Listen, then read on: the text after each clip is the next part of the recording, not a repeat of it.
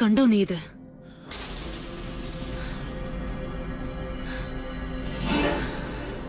വേണ്ട, എനിക്ക് കാണണ്ട. ദുഷ്ട, പട്ടാഴിയിൽ ആണിനെ മയക്കിയെടുത്ത് അടിച്ചു തെളിക്കാരി. അവളിനിയും കണ്ണീര് വാർക്കണം. അവളുടെ ഒരു പഠിത്തം. ആ വനദേവതയ്ക്ക് വേണ്ടിയാണല്ലോ എന്റെ മോൻ വീണത്. കുഞ്ഞുണ്ണി നിന്നോട് കലഹിച്ചത്. അപ്പൊ ശിക്ഷയുടെ ഒരു ഓഹരി തുളസിക്ക് അവകാശപ്പെട്ടതാണ്.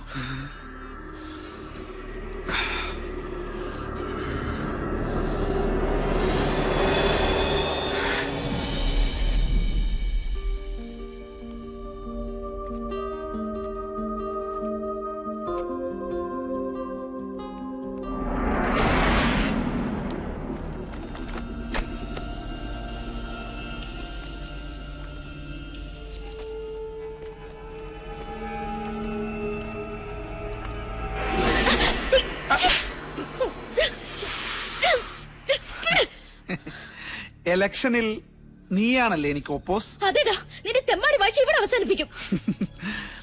അവസാനിപ്പിക്കും ഇന്നു. അതിനു മുൻപേ നിന്നെ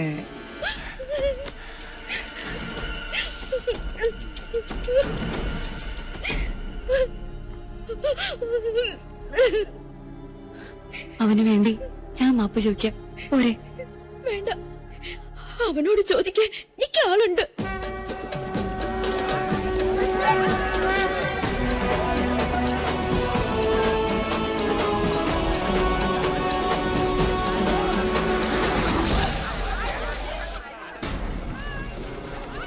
ഏത് അമ്പലക്കാളയാണ് അവിടെ മേഞ്ഞ് പുളയ്ക്കുന്നത്? സൂര്യോ കീരിയോ? സൂര്യൻ മുകളിലുണ്ട്.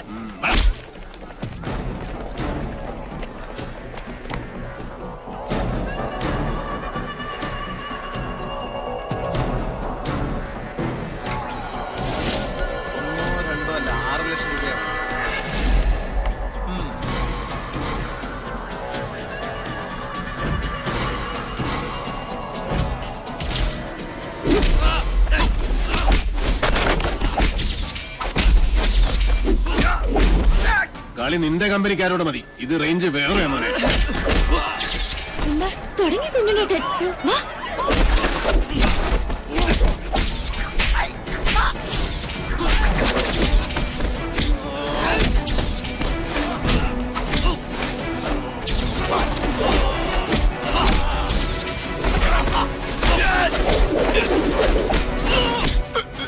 പട്ടാഴിയിലെ പെണ്ണിനെ തൊട്ട കയ്യല്ലേ ഇത്? അന്നം തിന്നാനാലും ശരി, ആസനം കഴുകാനാലും ശരി, ഇനി ഇത് നിനക്ക് ഉപകരിക്കണം. ഇപ്പൊ നീ പൊയ്ക്കോ. മേലാൽ കോളേജിൽ എന്നല്ല ഈ ഭൂമി ലോകത്ത് ഏതെങ്കിലും പെണ്ണ് നീ തൊട്ടു എന്നറിഞ്ഞാൽ അന്ന് നിന്റെ കൊലയോടെ ഞാൻ പട്ടിക്കിട്ട് കൊടുക്കും. മനസ്സിലാടാ? ഓ പൂണൂരിട്ട സൂര്യമോനെ, പോടാ പോടാ. പോരെ.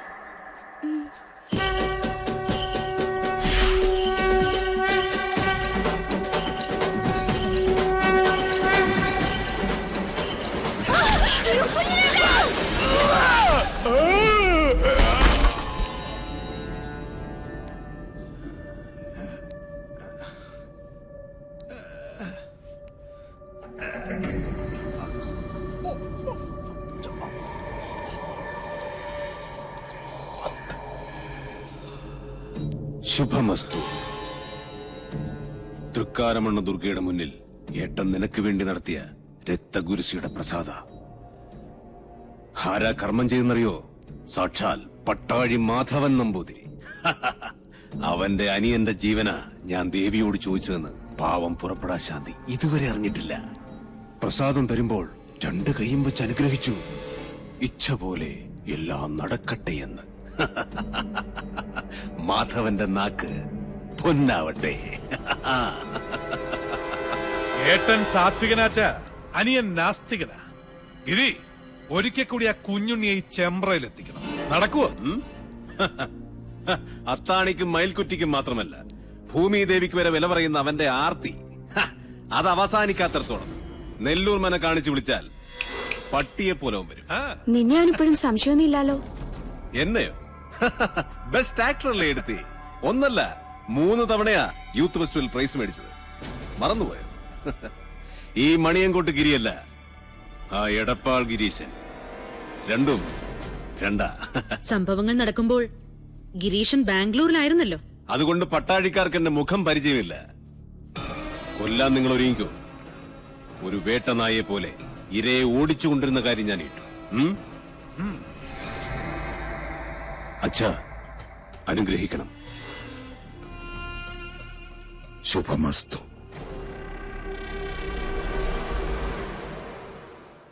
അതെ, കുത്തിയിരിപ്പ് സത്യാഗ്രഹം നടത്താനല്ല ഞാനിവിടെ വന്നത്. എന്റെ സമയത്തിന് എനിക്ക് വിലയുണ്ട്.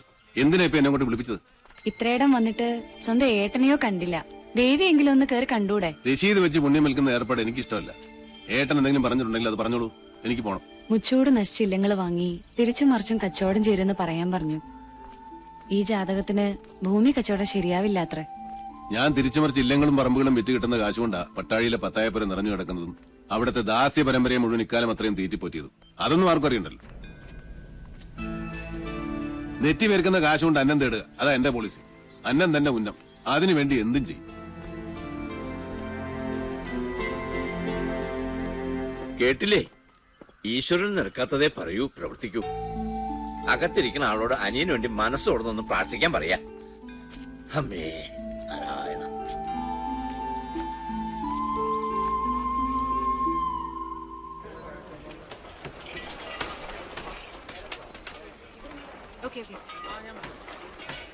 സർ, കൊച്ചിയിൽ നിന്ന് കാസിനോ ജോയ് മനയുടെ കാര്യം എന്തായെന്ന് വിളിച്ചു ചോദിച്ചു.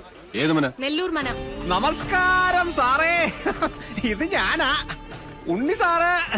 എന്നോട് ക്ഷമിക്കണം, നിങ്ങൾ പറഞ്ഞ സമയത്ത് എനിക്ക് അങ്ങോട്ട് എത്തിപ്പെടാൻ പറ്റിയില്ല.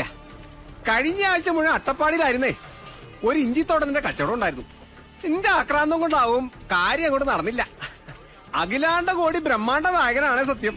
ഇങ്ങളാ മന വാങ്ങിച്ചില്ലെങ്കിൽ എന്റെ കുടുംബം കഷ്ടത്തിലാവൂട്ടോ. നീ ആരാ? ആര്? തൃപ്രയർപ്പനോ? അയ്യോ, എടപ്പാൾ ഗിരീശൻ, മൂന്നാമൻ, ദല്ലാൾ. നീയൊക്കെ ആരാന്ന് നിന്റെയൊക്കെ വിചാരം? അയ്യോ, ഞാനൊരു പാവം. നെല്ലൂർ മനയിലെ ഏത് കാരണവരോടാണ് നിങ്ങൾ അത് വിൽക്കാൻ സമ്മതം വായിച്ചത്? വെറുതെ എന്റെ റേഞ്ചിലൊക്കെ വരല്ലേ ഗിരീശ. ഞാൻ പരിധി വിട്ടാ നിന്റെയൊക്കെ സിഗ്നല് പോകും കേട്ടോ. മൂന്നാം മാ എവിടെ? നെല്ലൂർ മനയുടെ പ്രമാണം. എന്താ? അവിടെ പാമ്പ്. പാമ്പോ? എവിടെ? അയ്യോ, മുറ്റത്ത് സാർ. നിന്റെ ആദിശേഷാ. നായിന്റെ മോനെ, നിന്റെ തല എപ്പോഴേ പാമ്പിന്റെ വായി കേറി കഴിഞ്ഞിരിക്കുന്നു. കരിനീലിച്ച് കിടക്കാൻ സമയമായടാ നിനക്ക്.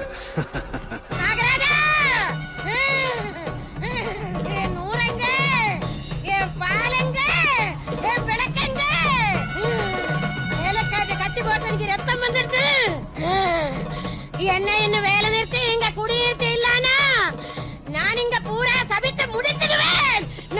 நாகராஜா, ഒന്ന് മാറി. നാഗരാജാ, മാറി മാറി.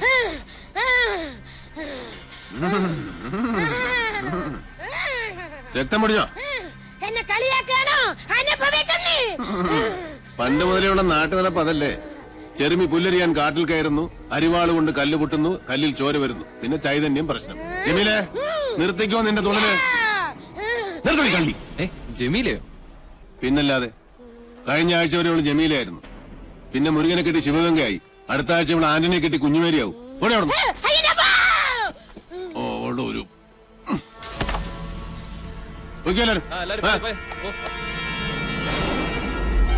മാറുക, അങ്ങോട്ടൊന്ന് മാറുക. സമ്മതിച്ചിരിക്കണോ സാറേ, സമ്മതിച്ചിരിക്കണോ. EMS-നും വീട്ടിക്കും ശേഷം നമ്പൂരി സമുദായത്തിൽ പറഞ്ഞ തീപ്പൊരിയാ നിങ്ങള്. സാറേ, കണ്ട കീഴ്ജാതിക്കാര് കയ്യേറണ മുമ്പ് ആ മന പട്ടാഴി മനയോട് ചേരണമെന്നാ ദേവപ്രമാണം. അത് നടന്നേ പറ്റൂട്ടോ. രേഖകൾ പ്രകാരം എവിടെയോ ഒരു അവകാശി ജീവിച്ചിട്ടുണ്ടെന്നാ. അയാളെ ഞാൻ കണ്ടുപിടിച്ച് ഉണ്ണിക്കൊണ്ടും തരും. ഉറപ്പാ? ഉറപ്പ്.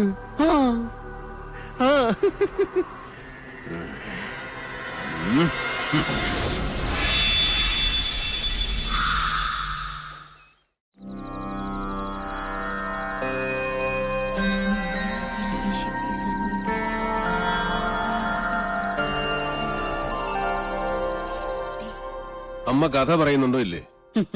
കഥയല്ല ഉണ്ണിയെ, മുത്തച്ഛന്മാരുടെ കാലത്ത് നടന്ന സത്യങ്ങളാ. രാമവർമ്മ തമ്പുരാനാണെന്ന് നാട് ഭരിച്ചിരുന്നതേ. വേഗം പറയൂ ആദ്യമേ.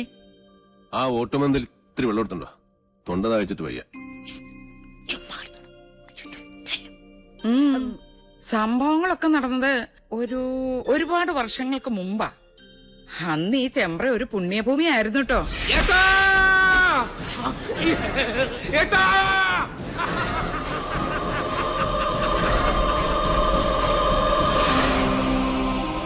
വേദവും മന്ത്രവും ഉരുക്കഴിക്കുന്ന പവിത്രഭൂമിയെ രണ്ടായി ഭാഗിച്ചൊഴുകുന്ന ചെമ്പ്രപ്പുഴ. പുഴയ്ക്കക്കരയും ഇക്കരയും രണ്ടില്ലങ്ങൾ.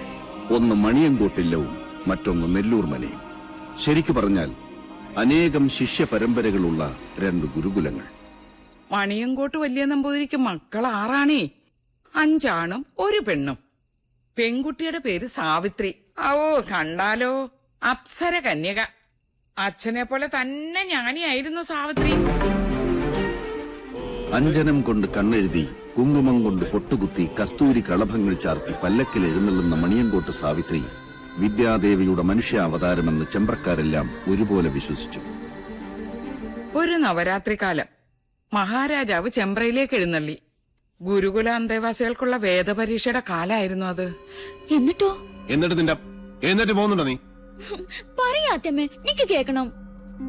2 ഗുരുകുലവും അപ്പുറവും ഇപ്പുറവും നിന്ന് ചോദ്യങ്ങൾ, തർക്കങ്ങൾ, ബുദ്ധിയുടെ മാറ്റൊരയ്ക്കൽ. മണിയങ്കോട്ട് ഗുരുകുല ഒരടി മുന്നിൽ. ആരാ അവിടുത്തെ നായിക? സാവിത്രി. തവമാതാ പതിവ്രത. നിന്റെ അമ്മ പതിവ്രതയാണോ? അല്ല. സാവിത്രി, മാതാവിനെയാണ് നീ അപമാനിച്ചത്. ഞാൻ പറഞ്ഞതാണ് സത്യം. ഏതൊരു ബ്രാഹ്മണ സ്ത്രീയും വേലി കഴിഞ്ഞാൽ 4-ാം ദിവസമാണ് തന്റെ പുരുഷനെ പ്രാപിക്കുന്നത്, അല്ലേ? അതെ, അതിനെന്താ? ആദ്യ ദിവസം അവളെ ചന്ദ്രന് സമർപ്പിക്കുന്നതായി സങ്കല്പിക്കുന്നു. 2-ാം ദിവസം ഗന്ധർവന്, 3-ാം ദിവസം പ്രജാപതിയായ അഗ്നിക്ക്. അത് കഴിഞ്ഞ് 4-ാം ദിവസം മാത്രമേ താലി കെട്ടിയ മനുഷ്യന് അവളെ സ്പർശിക്കാൻ പോലും നിങ്ങൾ അനുവദിക്കൂ. അന്നല്ലേ സേകമുഹൂർത്തം. അതുകൊണ്ട് ഞാൻ പറയുന്നു, ഒരു ബ്രാഹ്മണ ഭാര്യയും പതിവ്രതയല്ല. ജ്ഞാനിയാണ് നീ. മണിയങ്കോടിന്റെ മാനം നീ കാത്തു. ഇവിടെ കൊണ്ട് മതിയാക്കാൻ നെല്ലൂരെ. വരട്ടെ, ഒരു ചോദ്യം കൂടി ബാക്കിയുണ്ട്. സാവിത്രിയെ പരാജയപ്പെടുത്തിയാൽ മണിയങ്കോട്ട് ഗുരുകുലം വീഴുന്ന് നെല്ലൂർ കാർന്നോര് നിരീക്ഷിച്ചു. പേരക്കുട്ടിയുടെ പ്രായമുള്ള ആ ജ്ഞാനദേവതയോട് കാർന്നോര് ചോദിക്കാൻ പാടില്ലാത്ത ഒരു ചോദ്യം അങ്ങോട്ട് ചോദിച്ചേ. പഞ്ചേന്ദ്രിയങ്ങളെ ത്രസിപ്പിക്കുന്ന രസങ്ങളിൽ ഏറ്റവും വലിയ രസം ഏത്? മണിയൻകുട്ടി സാവിത്രി എന്തുത്തര പറഞ്ഞില്ലേ? ഉത്തരം കാർന്നോരുടെ മുമ്പിൽ ഓലയിൽ എഴുതി കാണിച്ചു സാവിത്രി. അതേമേ, സാവിത്രി എന്താ എഴുതിയത്?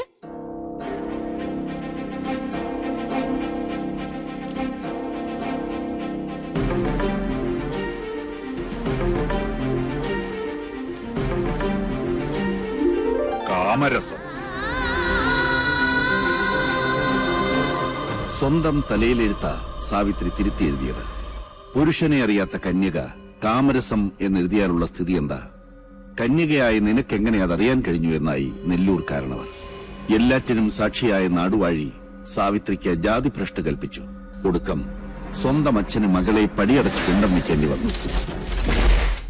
വ്യസനം സഹിക്കവയ്യാതെ സാവിത്രിയുടെ അമ്മ പുഴയിൽ ചാടി മരിച്ചു. നാട് മുഴുവൻ ഒരഭയത്തിനായി അലഞ്ഞു നടന്നു സാവിത്രി. ഒരു ദിവസം നെല്ലൂർ മനയുടെ പടിപ്പുര തുറന്ന് സാവിത്രി വന്നു. തനിക്ക് ഈ ഗതി വരുത്തിയ നെല്ലൂർ കാരണവരെ മനം നൊന്ത് ശപിച്ച് സാവിത്രി മനയിലെ തുളർപേക്ഷിച്ചു. തന്നെ കൈവിട്ട ദേവതകളെ അയാൾ വേണ്ടെന്ന് വെച്ചു. വടക്കിനിയിൽ ചാത്തന്മാരെ കുടിയിരുത്തി. അപ്പോഴേക്കും സാവിത്രി രക്ഷസായി മാറി നാട്ടിൽ ഉപദ്രവം കാട്ടിത്തുടങ്ങി. അഗ്നിക്ക് നെയ്യെന്നോണം സ്വന്തം പട്ടടയിൽ നിന്നും അച്ഛന്റെ പക നടപ്പാക്കാൻ മകൾ യക്ഷിയായി അങ്ങട് അവതരിച്ചു ചെമ്പ്രയിൽ.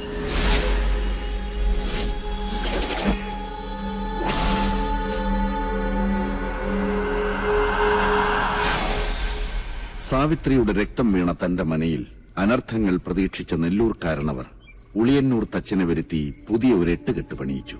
പാലുകാച്ചലും സദ്യയും. ചെമ്പ്രയിൽ ഒരു ഉത്സവത്തിന്റെ ആഘോഷമായിരുന്നു അന്ന്. പക്ഷെ ആ രാത്രി പകവീട്ടലിന്റെ രാത്രി കൂടിയായിരുന്നു.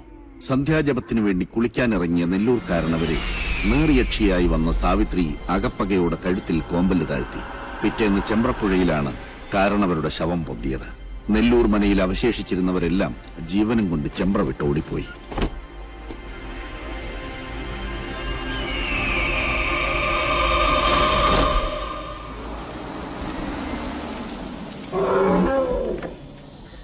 അറിഞ്ഞോ വിശേഷം? അവൻ തിരിച്ചു വരുന്നു. ആരാ കുട്ടിയെ? കുഞ്ഞുണ്ണി. കൊടുക്ക നെല്ലൂർമനെ വാങ്ങാൻ തന്നെ അവൻ തീരുമാനിച്ചു. എന്തു വിലക്ക്? ചുളു വിലക്ക്. എന്താ നിനക്ക് വേണോ? അവനെ ഇപ്രാവശ്യം സാവിത്രി തന്നെ കൊന്നോളും. നമ്മൾ അതിന് ബന്ധപ്പെടണ്ട. വേണ്ട. പക്ഷേ അവനെ സാഹുത്രിയുടെ വിട്ടുകൊടുക്കില്ല ഞാൻ. അവനെ എനിക്ക് തന്നെ വേണം. വാ, വന്ന് വണ്ടി കയറി. കുറച്ച് കാര്യങ്ങൾ തീരുമാനിക്കാനുണ്ട്.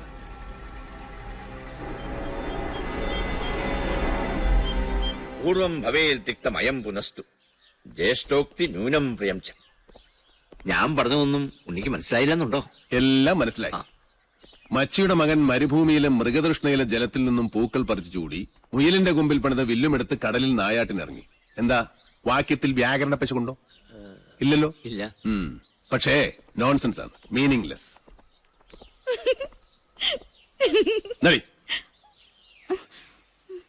ഇതുപോലൊരു അർത്ഥമില്ലാത്ത ശ്ലോകമാണ് പിഷാരടി മാമ ഇപ്പൊ എന്നോട് ചൊല്ലിയത്.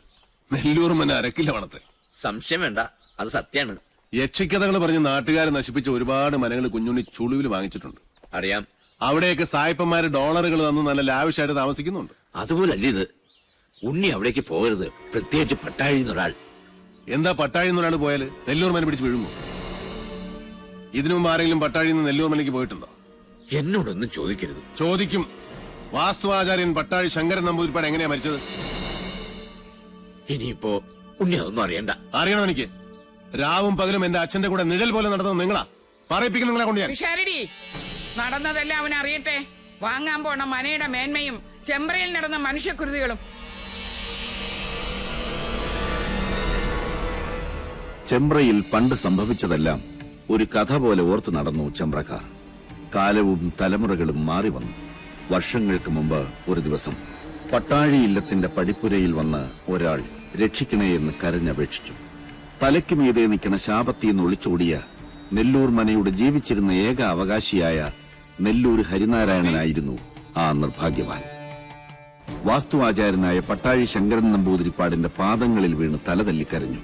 തിരുമേനി വന്ന് നെല്ലൂർ മന ശുദ്ധിയാക്കി തരണമെന്ന് അപേക്ഷിച്ചു.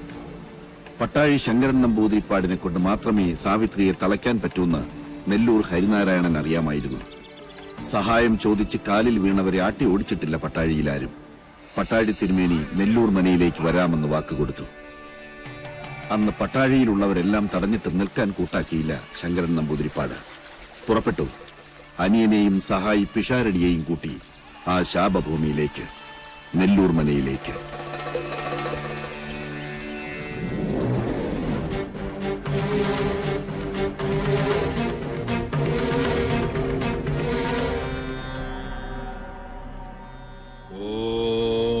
വിശ്വകർമ്മണേ നമഃ.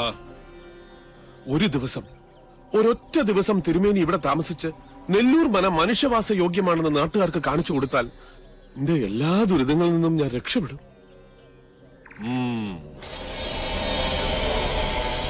പേർഷ്യന്ന് വന്ന മഠത്തിൽ അബ്ദുള്ള മന വാങ്ങാന്ന് പറഞ്ഞിട്ടുണ്ട്. ആ പണം കൊണ്ട് ഞാൻ എന്റെ കടങ്ങളൊക്കെ വീട്ടും. ഇവളുടെ മരിച്ചുപോയ അമ്മയുടെ ആഗ്രഹം പോലെ ഇവളെ ഞാൻ പഠിപ്പിക്കും, വലിയ നിലയിലാക്കും.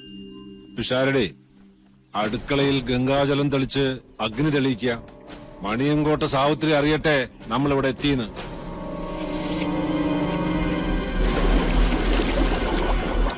ജലയക്ഷിയുടെ ആവാസഭൂമി, പാതാളത്തിൽ നിന്നും പൊട്ടിപ്പുറപ്പെട്ട മഹാസിര. എവിടെയാ കുളം?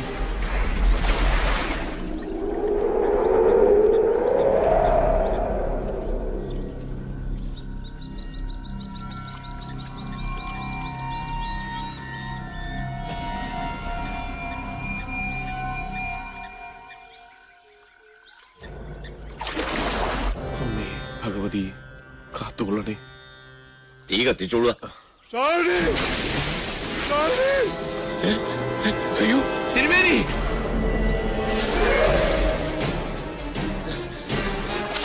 തിരുമേനി! തിരുമേനി! തിരുമേനി! ഓ അയ്യോ തിരുമേനി! തിരുമേനി! അയ്യോ ചതിച്ചോ തിരുമേനി! തിരുമേനി!